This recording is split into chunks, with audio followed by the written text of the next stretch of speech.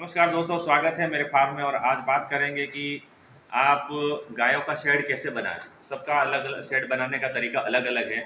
और मैं आपको जो बताऊंगा मेरे शेड के बारे में कि इसमें मेरे शेड में मुझे कैसे आसानी से मैं इस गायों को मेंटेन कर पाता हूं और मुझे काम करने में कोई दिक्कत नहीं आती है। इस तरह से आप भी अगर नया फार्म कर रहे हैं तो नया फार्म शुरू करना चाहते हैं तो इस तरह से शेड बनाएं। और आपके पास कहीं फार्मर का अच्छा सेट बना हुआ विजिट करें, और मेरे आसपास है तो मेरे फार्म पे आके भी आप देख सकते हैं किस तरह से मैंने गायों के रहने के लिए सुविधा की गई है। दोस्तों, जो शेड में मैं खड़ा हूँ ये 25 गायों का शेड है। इसमें 25 गाय आराम से रह सकती है और उसके बच्चे भी आराम से रह सकते हैं। और किस तरह से बनाया है मैं आपको बताऊंगा। जो मैं खड़ा हूँ ये सेंटर है। यहाँ पर जो शेड है ये हमारे चलने के लिए जो जगह है बीच का, और दोनों साइड में कुंडी बनी हुई है, कुंडी बनी हुई है। यहाँ पर गायों के खाने पीने की सारी सुविधाएं होती है। तो एक साइड ये हो गई। जैसे दूसरी साइड में दिखाएंगे तो इस तरह की ये दूसरी साइड है। ये दोनों की जो लंबाई और चौड़ाई है उसके बारे में बताऊंगा।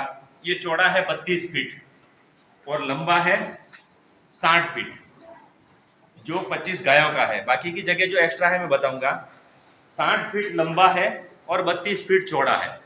इसके अंदर 1.5 फीट की दोनों कुंडली है और ये करीबन 2.5 फीट बीच की जगह है। 2.5 फीट इसलिए है कि यहाँ पर अगर कोई गाय बीच में चली गई तो भी वो गाय आराम से पास हो सके। और हमने आगे निकलने के लिए भी जगह छोड़ी हुई है, वो भी मैं आपको दिखाऊंगा। अगर आप फार्म बनाए इस तरह से बनाएं कि अगर आप ऐसी कोई कुंडी बनाएंगे और गाय इधर से अंदर गिर गई, कोई बच्चा गिर गया, कोई गाय अंदर फंस गई तो निकालने के लिए आपको दिक्कत हो जाएगी। और ये जो कुंडी की हाइट है वो जमीन से 1 फीट है। अंदर अंदर से 1 फीट है और आधा फीट इसकी गहराई है। 1 फीट ही हाइट है और आधा फीट इसकी गहराई है, ताकि गाय ज्यादा ऊपर से ना खाए। और दूसरी एक चीज इसमें है कि कोई गाय यहाँ पर बैठी हुई है, जैसे गाय इस पर बैठी हुई है और गाय को उठना है तो इसका धक्का नहीं लगेगा। इसका गाय का जो मुंह है वो ऊपर की ओर आ जाएगा और गाय आराम से उठ पाएगी, उठने में दिक्कत नहीं होगी। और जितना नीचे से खाएगी वो नेचुरल तरीके से होगा। जैसे गाय कोई बाहर चारा खाती है तो वो जमीन से खाती है और कंफर्ट उसी में होता है और फायदा उसी में होता है कि वो जमीन से खाए। तो हमने क्या किया, ये 1 फीट की ऊंचाई पे ही रखा है और इसको ये 1.5 फीट चौड़ा है और 1 फीट की ऊंचाई पर आधा फीट इसके अंदर गहराई है, ताकि कोई फीट बाहर ना जाए और अच्छी तरह से खा सके। दोस्तों, इसके बनावट में आप चेंज कर सकते हैं कि इसकी जगह पे कोई स्टोन आप लगा सकते हैं, नीचे फ्लोरिंग में कोई टाइल्स लगा सकते हैं, जो मैंने नहीं लगाई है। और मैं भी फ्यूचर में अभी ये मेंटेनेंस में आ गया है तो आगे इसमें टाइल्स लगाने वाला हूँ।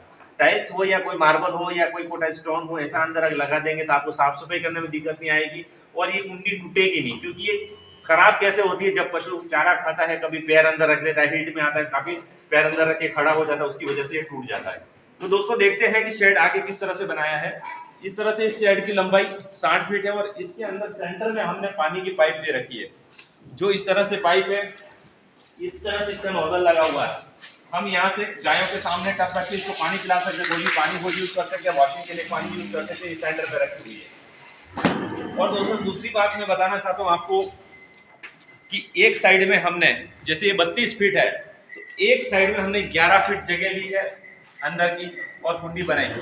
2 फीट जगह हमने इस साइड में एक्स्ट्रा ली है और उस जगह का किस तरह से उपयोग किया देखिए।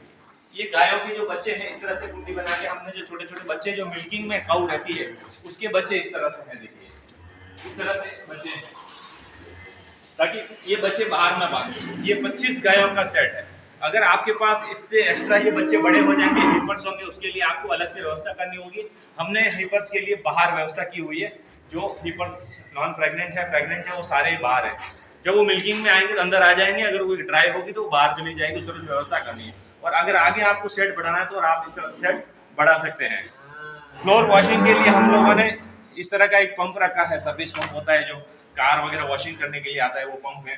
सर्विस पंप से हम इस फ्लोर को डेली वॉश करते हैं, एक दिन भी हम इसको छोड़ते हैं। डेली वॉशिंग के लिए हमने फ्लोर पंप रखा हुआ है। और दूसरी बात है मिल्किंग की। मिल्किंग में हम लोगों ने यहाँ पर एक अच्छी व्यवस्था की हुई है। इस तरह का एक कंप्रेशर मशीन है जो मैं अंदर की तरफ दिखाऊंगा आपको। इस तरह एक कंप्रेशर मशीन है जो हमने अंदर फिट कर रखी है। इसमें 3 बकेट आराम से चलते हैं। इसकी फिटिंग हमने किस तरह से की आप दिखाता हूं मैं। इस तरह से पाइप लगी हुई है, इस तरह से हमने पाइप लगा कर, ये यहाँ पर इसका प्रेशर मीटर है और ये वाल यहाँ पर हमने सेट कर दिया। ये पाइप हमने कंटिन्यू हमारे शेड के चारों ओर घुमा रखी है। जगह जगह पे हम लोगों ने इस इस तरह से ये वाल दे रखे हैं। इस वाल की ऑपरेटिंग की सहायता से हम कहीं पे भी ये बकेट सेट कर सकते हैं। आगे आप देख सकते हैं इस तरह से पूरा हमारा जो पाइप लगी हुई है, देखिए जगह जगह पे आपको जितनी पाइपें हमने ये 12-12 फीट की जगह पे लगाए हैं, इसको ऐसे ऑपरेट कर सकते हैं। यहाँ से ओपन और क्लोज करके हम इस तरह से कैसे कर सकते हैं। ये हमारे शेड के चारों ओर पाइप लगा हुआ है, तो हमें कहीं पे भी बकेट सेट करने में कोई दिक्कत नहीं है, आराम से निकाल सकते हैं और हम बहुत कंफर्ट महसूस करते हैं। और पीछे की जगह है मैट की, जो करीबन 5 फीट की मैट है। ये 5 बाई 8 की मैट आती है, 8 फीट ये है, 2 फीट जगह पीछे यहाँ से नाली है जाने के लिए, यहाँ पर गोबर आराम से इकट्ठा हो सकता है। अभी सर्दी का मौसम चल रहा है, जो हमारा फार्म है उसको इस तरह से कवर करके रखा है ताकि ज्यादा सर्द हवाएं अंदर ना आए और सर्दी का असर ना पड़े, तो हमने कवर कर रखा है। गर्मी में हम इसको ओपन कर देंगे। और दोस्तों मैं बताना चाहता हूँ कि आप हमेशा जो शेड बनाए उसके गायों का जो हेड है, हेड टू हेड, वो पूरब पश्चिम में रहना चाहिए। इधर वाली गाय का पूरब में, उधर के पश्चिम में, पूरब पश्चिम में, ताकि जो हवाएं चलती है गर्मी के दिनों में वो ज्यादातर पश्चिम से पूरब की ओर चलती है, तो आपको शेड के अंदर से बड़ी आराम से हवाएं पास हो जाएगी। ये दिशा का जरूर ध्यान रखें कि शेड आपका पूरब से पश्चिम जो हवा पास होती है वो हवा आराम से पास हो जाए, तो आपकी शेड में गर्मी नहीं होगी। और दूसरी चीज है कि हमने ऊपर जो शेड लगाए हो वो सीमेंटेड है।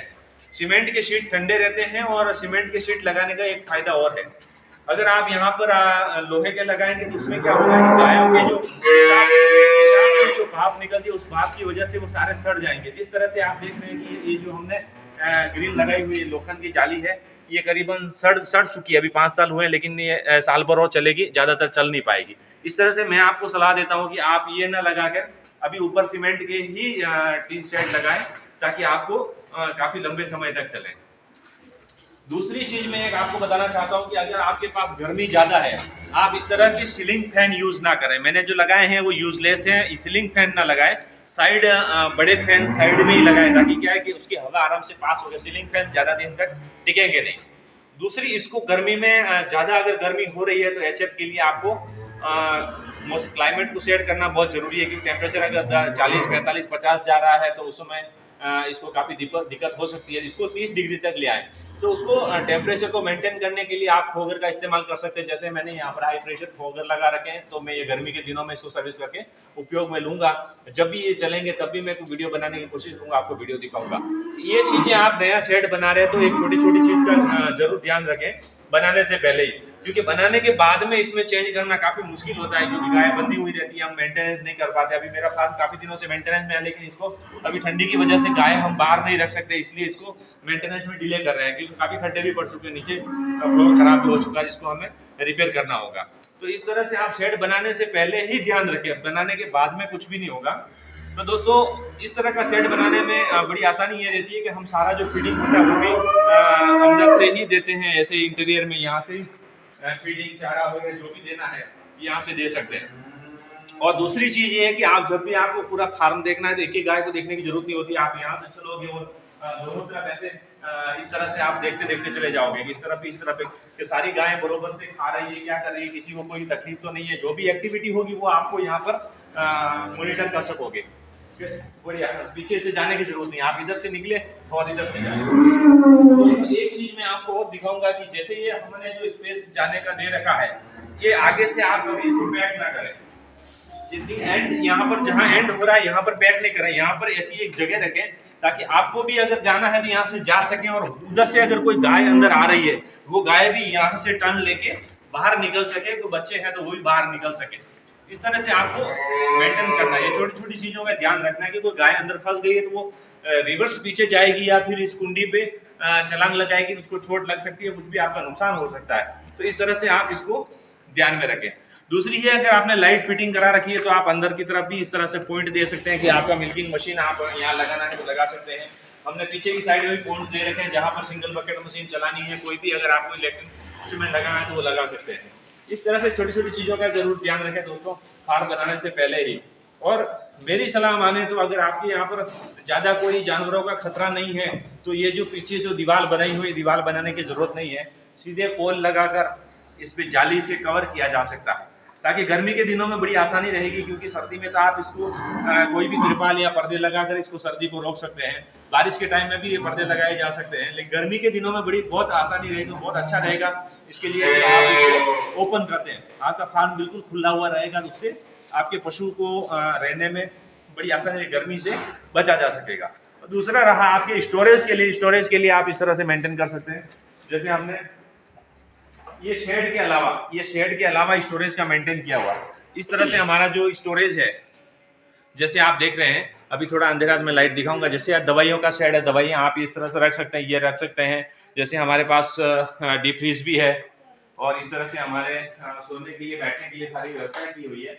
इस तरह से जैसे हमारे पास मिल्क के लिए चिल्लर, पीएमसी भी लगी हुई है, तो वो भी हमारे अंदर आ गई। ये जो रूम है हमारा 25 फीट लंबा है और चौड़ाई 32 फीट है। इस तरह से हमने बनाया है। हमारे वैसे इस तरह से किचन भी है, तो सारी व्यवस्था की हुई है। और दूसरी चीज आप देखेंगे तो इस तरह से हमारे फीडिंग के लिए, स्टोरेज के लिए भी हमने ये बनाया हुआ है। और फीड स्टोरेज, ये फीड स्टोरेज रूम है जहाँ पर हम फीड रखते हैं। फीड को सेफ रखना बहुत जरूरी है, क्योंकि कोई पशु अगर रात में खूंटे से खुल गया तो वो आके ये पूरा फीड खा लेगा, तो काफी परेशानी हो सकती है। इसलिए हमारे पास ये फीड का रूम हमेशा पैक होना चाहिए। और दोस्तों, खाने के लिए हम इस तरह से सारी व्यवस्थाएं करके रखते हैं। ये फीड है, हम खिलाने से 2 घंटे पहले इसमें पानी डालेंगे और इसको पशुओं को खिलाया जाएगा। दोस्तों, हम यहाँ पर 60-40 के फॉर्मूले से चलते हैं फीडिंग पे। जैसे फीडिंग पे भी हमारा वीडियो बना हुआ है, आप देख सकते हैं। और इसी वजह से चलते हैं कि 40% हम इस तरह से ये फीड है गला के देते हैं। इसके अंदर नमक हो गया, सोडा हो गया, बाईपास फैट हो गया, सरसों का तेल कभी डालना है तो लिवर टॉनिक का पाउडर हो गया, जो भी फीड सप्लीमेंट देना है वो इसके अंदर मिक्स करके हम गायों को देते हैं। और बाकी का पैलेट्स में जो हम ग्वाला की पैलेट्स खिला रहे हैं, वो 40% है, वो अभी हम गायों को डालेंगे। आपको क्लिप्स के जरिए इसमें हमको दिखाएंगे आपको कि किस तरह से हम पैलेट्स डालते हैं, सीधी सूखी, और इसको गीला किस तरह से डालते हैं, वो भी हम आपको वीडियो के क्लिप्स में दिखाएंगे। धन्यवाद दोस्तों, आपने हमारा वीडियो पूरी तरह देखा और अच्छा लगा तो आपके मित्रों को भी शेयर करें और सब्सक्राइब करें। धन्यवाद।